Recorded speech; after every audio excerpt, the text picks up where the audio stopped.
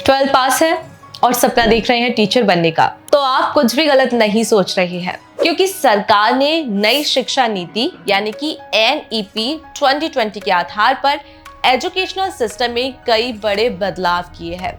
और इन्हीं बदलावों के तहत सरकार ने कहा है कि अब टीचर बनने के लिए B.Ed करने की कोई जरूरत नहीं है। 12 के बाद ही कई कोर्स किए जा सकते हैं जो आपके टीचर बनने के सपने को पूरा कर सकते हैं। तो आज इस वीडियो में हम आपको बताएंगे कि कैसे आप 12 के बाद टीचर बन सकते हैं।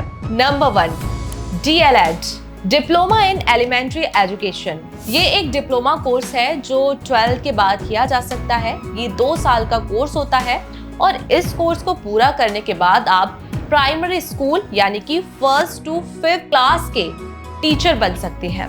नंबर 2, BLED यानी कि बैचलर ऑफ एलिमेंट्री एजुकेशन। ये एक बैचलर डिग्री कोर्स है जो 12 के बाद किया जा सकता है और ये खास तौर पर प्राइमरी एजुकेशन के लिए है। इसमें 4 साल का समय लगता है और इसके बाद आप प्राइमरी स्कूल के टीचर बन सकते हैं। Number 3, JBT, junior basic training. ये एक अन्य कोर्स है। इसमें भी 12th पास होना बेहद जरूरी है। इस कोर्स को पूरा करने के बाद आप प्राथमिक विद्यालय में शिक्षक बन सकते हैं। ये कोर्स आमतौर पर 2 साल का होता है। नंबर 4, DED यानी कि डिप्लोमा इन एजुकेशन। ये भी 12th के बाद करने वाला एक डिप्लोमा कोर्स है जिसे करने के बाद आप टीचर बन सकते हैं। ये कोर्स भी 2 साल का होता है और इसके बाद आप नर्सरी स्कूल या फिर प्राइमरी स्कूल में काम करने के योग्य हो जाते हैं। अब सवाल यह है कि इन कोर्सेज में एडमिशन कैसे लिया जाए।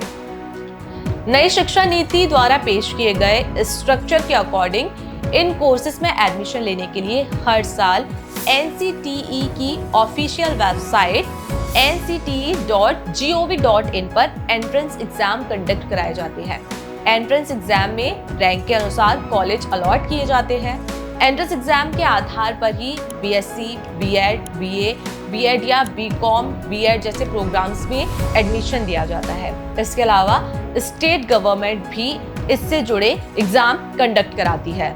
लेकिन एक सबसे बड़ा सवाल जिसका जवाब जानना आपके लिए बेहद जरूरी है, वो ये है कि क्या इन कोर्सेज को करने के बाद आप गवर्नमेंट टीचर बन जाएंगे?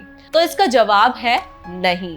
ये कोर्स करने के बाद आपको TET यानी कि टीचर एलिजिबिलिटी टेस्ट पास करना होगा। TET काफी इंपॉर्टेंट एग्जाम होता है। अगर आपने ये एग्जाम क्रैक नहीं किया तो आप टीचर कभी भी नहीं बन सकते हैं।